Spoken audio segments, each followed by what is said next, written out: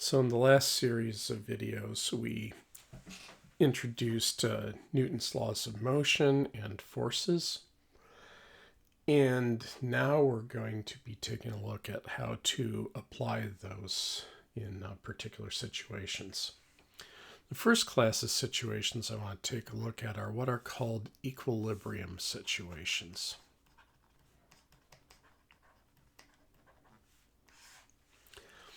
So a system is said to be in equilibrium if its acceleration is equal to zero. So this means that it's going at a constant velocity. That constant velocity could be zero, but doesn't have to be. Some people differentiate those two situations of velocity equals zero. They'll call it static equilibrium, and velocity not equal to zero, they'll call dynamic equilibrium. But like I touched on in an earlier video about Newton's first law, different observers can disagree about whether an object actually is moving or not. So the distinction is not a huge deal. The important thing to realize is that equilibrium might be a little broader of a definition than you realized, and that includes everything moving at a constant velocity. So the key assumption of equilibrium is that the acceleration is zero. In a few more series of videos, when we get to looking at things rotating, we will also have to require that the angular acceleration be equal to zero, and we'll define that more at that time. But suffice it to say, we'll also have to have the restriction that not only is it moving at a constant velocity, but it's rotating at a constant rate. So with that out of the way, we can start with Newton's second law of motion, which says that the acceleration of an object is equal to the net force applied on it over its mass. And while this is sort of the standard way that most physics equations are written, we usually write them as effect equals cause. This one, just for pure convenience sake, usually people multiply the m through and rewrite it as F net equals ma, just because it's mathematically a little cleaner. And here, and so I'll probably be doing that going forward as well. And here, since the acceleration is zero as a vector, that means the net force is equal to zero. And this is a vector statement. So what that means is that separately, the x component of the net force has to be equal to zero, and the y component of the net force also has to be equal to zero. All right, well, with that in place, let's go ahead and do a specific problem. The problem I have in mind here is to think about a three-way tug-of-war. So let's say we got three ropes that are all tied to a ring, and we have three people pulling on said ropes. So the ring is right there. So we've got a person here pulling on the rope, and as a result, the rope has 100 newtons of tension. And I'm calling it T1 just because there's three ropes, so I'm just calling them 1, 2, and 3. Similarly, got a person here who's also pulling on a rope, this rope here, with 100 newtons of force. We'll call that rope T2. And then we have a third person who over here who is pulling on a rope. And we don't know how hard they're pulling on the rope or at what angle. What we do know is that they are pulling on it in just such a way that nobody is winning the tug of war, which means that the ring isn't moving. So if you prefer, you can call this static equilibrium, but in any event, it means that the acceleration of the ring is 0. So let's go ahead and analyze the ring here. So we go ahead and we do a force identification diagram. We see T1 to the left, T2, T3. That's it. Just contact forces. All right. Let's go ahead and draw the corresponding free body diagram. So here we will have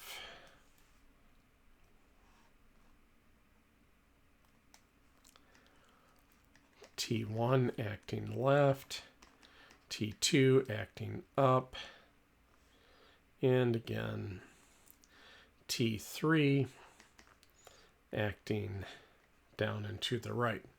And again, we don't know what the magnitude of T3 is equal to, and we don't know what the angle is with respect to the horizontal.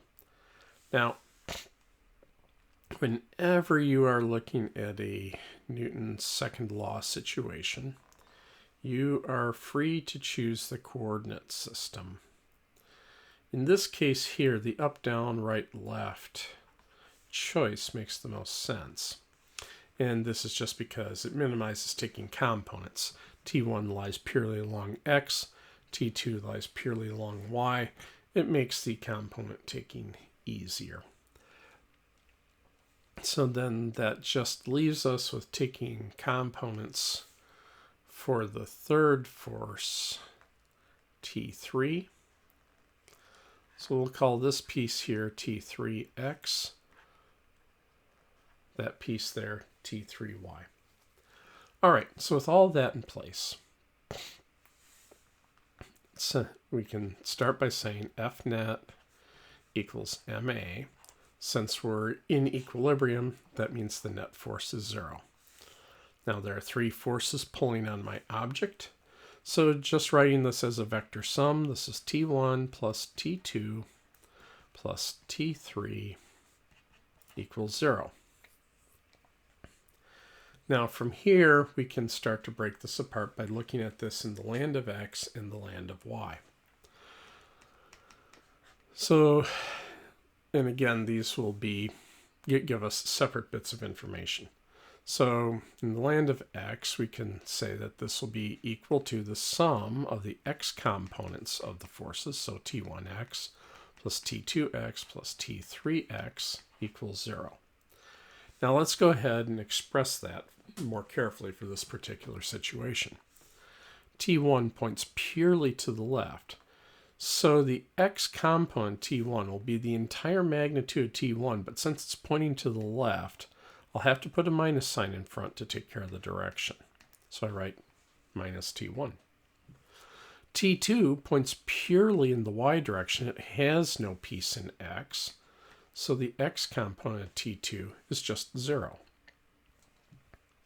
So the only one that is going to give us any heartburn here is going to be finding T3X. T3X is, first off, it's plus because we are pointing to the right. And how much of it is pointing to the right? Well, this is the adjacent to my angle, and T3 is my hypotenuse. So if I remember SOHCAHTOA, that means that T3X would be T3 cosine theta. And that equals 0. Okay. Now let's also go ahead and write our system from the land of Y. We can start by taking the Y components of this. So this will be T1Y plus T2Y plus T3Y equals 0. All right. So Y doesn't have any component in the, or T1 doesn't have any component in the Y direction. It's acting purely in X. So T1Y is 0. T2 acts purely in the y direction, and it's the plus y direction. So we can just write plus T2. Remember, the magnitudes are always positive quantities. T3, well, the y part of it acts down. So anything that's down-ish, we need to put in a minus sign. And let's see, this is the opposite to our angle, and T3 is our hypotenuse. So SOHCAHTOA, sine is opposite over hypotenuse. So this will be minus T3 sine theta. And that also equals 0. Okay, then. So we've got two unknowns. My unknowns are T3 and theta. I know T1 and T2. They're both 100 newtons. So the usual recipe is to solve one of these for, say, T3, plug into the other one and eliminate. So let's go ahead and do that here. So we'll start with what I have from the land of x. Doing that, I can rearrange. I'll have T3 cosine theta equals T1. So that'll give me that T3 is equal to T1 over the cosine of theta. Now the trick is to take our solution for T3 and stick it into the other equation.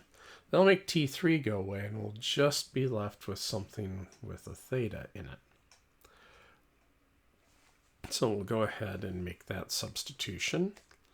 So here we are now taking this bit with that substitution.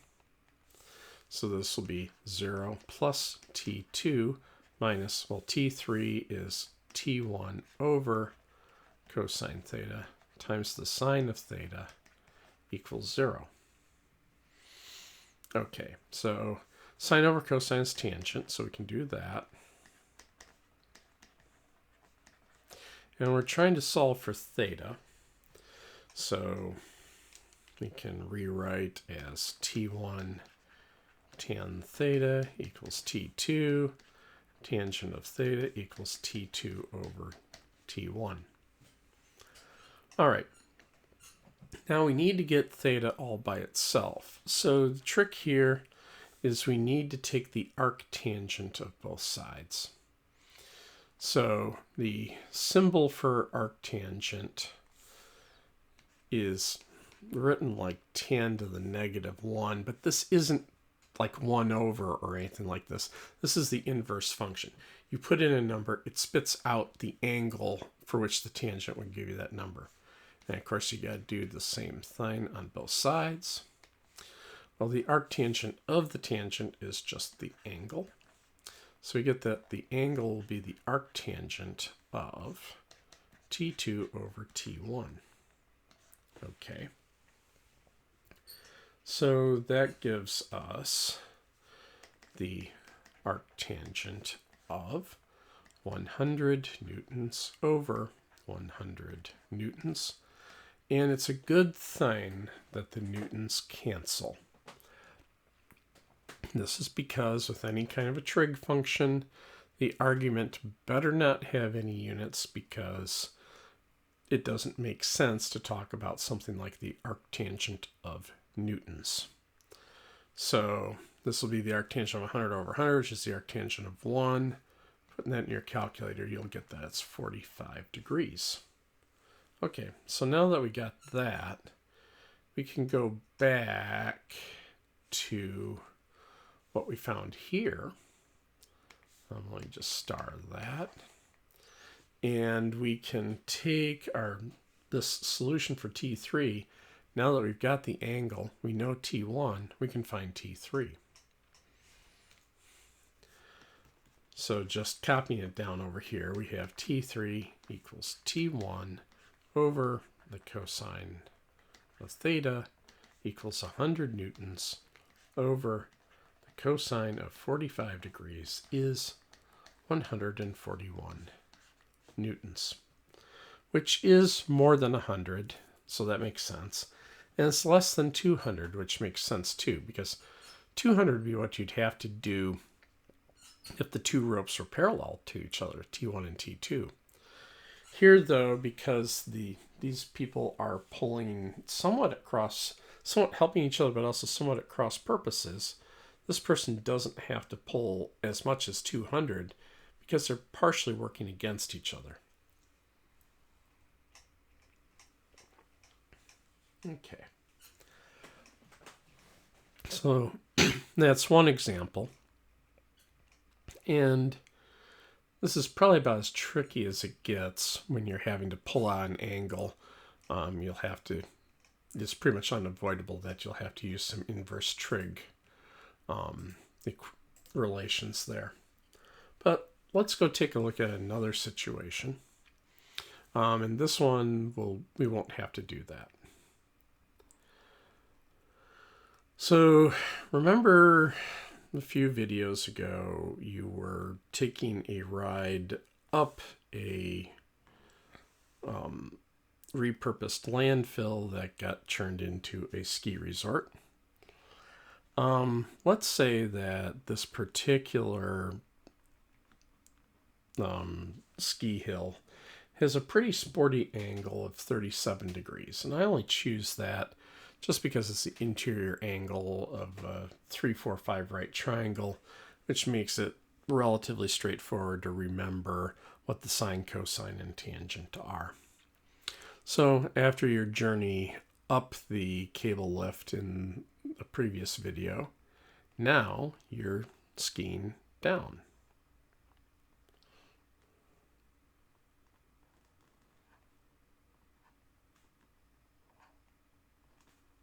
There you go. And somehow you still have your hat on, despite the fact that you're going down at 60 kilometers per hour. How that hat is still on there, I have no clue. Must be an incredibly powerful headband. And you're going down there uniformly at 60 kilometers per hour. Now, I'm sure your mass isn't 100 kilograms, but let's just say our skier has a mass of 100 kilograms, just to have a nice round number to work with. All right, so what forces are acting on our skier? Well, we can start by drawing a force identification diagram. The circle cuts through the snowpack, so that means that there is a normal force and a force of kinetic friction. Here it's kinetic because the skier and the snowpack are moving with respect to each other. The skier is sliding down the mountain. And that's it. That's the only surface the circle cuts through. Then we look for long-range forces, and it's just the usual suspect of gravity. Okay. So what we're going to want to know is what is the force of kinetic friction equal to, and what is the normal force equal to. Now, this may seem like a bit of a mess, but it turns out it isn't awful, because the key word here is that you are going down uniformly. Uniform motion, remember, means constant velocity, or importantly for us, that the acceleration is 0. So even though the skier is moving down the mountain, this is an equilibrium situation.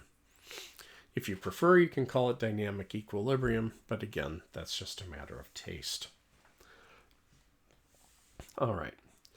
Now, at this point, I want to introduce what I like to call the first law of inclined planes. And that is, you should almost always choose your coordinate system so that it's parallel, so that the x-axis is parallel to the inclined plane. We call these inclined plane problems. It turns out that most of the forces, if you do this, will just neatly fall on the coordinate axes. The math generally tends to be a lot easier. You could make other choices, but if you do, the math will be a lot uglier, and it's a lot easier to end up chasing your own tail. This also brings up what I like to call the second law of inclined planes, which is that this angle here, the angle of the ramp, is also this angle right here. This angle with the vertical and the y-axis is also theta. You can prove this by doing some geometry, but I'm perfectly happy if you just call that the second law of inclined planes. In the first law of inclined planes, I did put in a caveat of saying usually you want to choose the x-axis to be parallel to the ramp.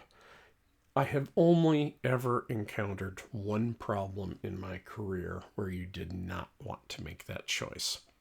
It was a fairly complicated problem in electricity and magnetism, and it turned out there it made more sense to align the an axis with the magnetic field in the problem.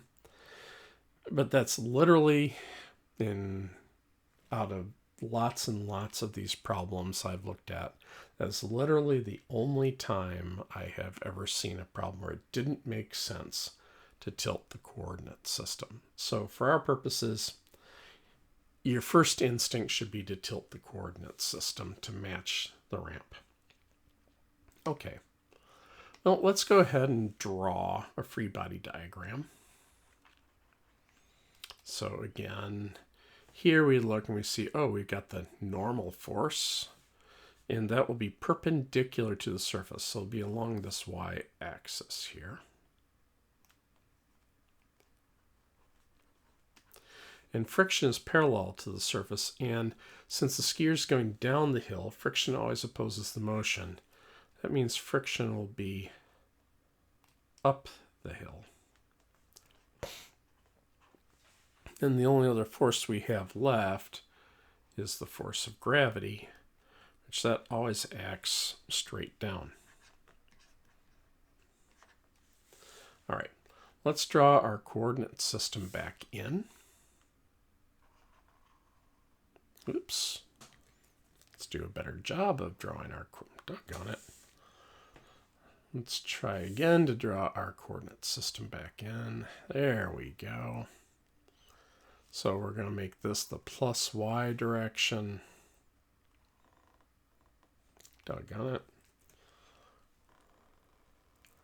There we go. And that's the plus x direction. All right. So with this choice, and this is why you always want to tilt your coordinate system. With this choice, the normal force is aligned in the y-axis. The force of kinetic friction is aligned in the x-axis. You don't have to take any components of those. And so that's 2 out of the 3 forces you don't have to take any components for. So that's why you want to tilt the coordinates. Now you do have to be careful when you are taking the components of gravity here. When you project back, you have to make sure you are going in perpendicular to the y-axis, or if you prefer, parallel to the x-axis. That's the same difference. So this will give you FGX, FGY. So don't go straight back. Go parallel to the axis to land parallel to the x-axis to land perpendicular onto the y-axis. If it helps you, a trick that you can do for a problem like this, and I'm just going to put this kind of as a parenthetical, when it comes to taking the if you want to then just re-rotate the whole system so that you have, so you can take the whole picture and rotate it. This is much easier to do when it's not on a computer monitor. You can literally, if you're doing this on a piece of paper, you can just literally rotate the paper through the angle after you've drawn the free body diagram to get something like this. And then that will make it easier for you to pull off the X and the Y components of gravity if you prefer to do it that way. Myself, I always just found it reasonably intuitive to just go back parallel to the x-axis to land on the y perpendicular. But if that's giving you troubles, like I say, I can't do it on the computer monitor, but if you're doing this on a piece of paper, after you draw the free body diagram like this, just literally rotate the entire sheet of paper until it looks like this. And then it might be a little easier for you to take the components. Okay, however you do that, let's start expressing Newton's second law here. So F net equals ma, and the acceleration is 0. We've got three forces: the normal force, kinetic friction, and gravity. And as a vector sum, they have to add up to 0. Okay, so now here we can go to the land of x and the land of y and take the components of these. So this will be nx plus fkx plus fgx equals 0 over here in the land of x. Okay, so if I look here, the normal force is purely along y. It's not along x at all. So the x component is 0. For kinetic friction, it's purely along the x-axis. It's not along the y-axis at all. Now, it's pointing in the negative x direction, so we have to write minus fk. Then lastly, same deal here. This angle is the same angle as the angle of the ramp by the second law of inclined planes. And so FGX here, this is the opposite. FG is the hypotenuse. SOHCAHTOA, that means we need the sign here. And since it's pointing to the right-ish, that's going to give us a plus sign. So plus FG sine theta, that equals 0. Okay, now let's go to the land of y and do the same thing. So ny plus fky plus fgy equals 0. Well, the normal force is entirely along y, and it's acting in the plus y direction, so we can just write plus ny. Force of kinetic friction is entirely along x. There's none of it along y. So for the y component, we can just write plus 0. And then for FGY, okay, it's acting down-ish, so that gets us a minus sign. I need this piece here, which is the adjacent, so SOHCAHTOA. It's going to be cosine adjacent over FG is my hypotenuse. So that will give me FG cosine theta equals 0. Okay, now I know theta. I'm trying to, sorry, not ny anymore, just n. So I know theta, and I can figure out the force of gravity because I know the mass of the sphere. I'm just solving for fk and n. Okay, so let's do that. So over here, this one's going to give me fk equals fg sine theta. And the force of gravity is mg, so we have mg sine theta. So for our skier, this will be 100 kilograms, 9.8 newtons per kilogram, sine of 37 degrees. That works out to be 590 newtons. Okay, over here I can solve for the normal force.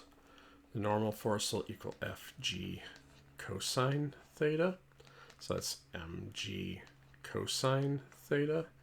So, oops, that'll give me 100 kilograms times 9.8 newtons per kilogram times the cosine of 37 degrees.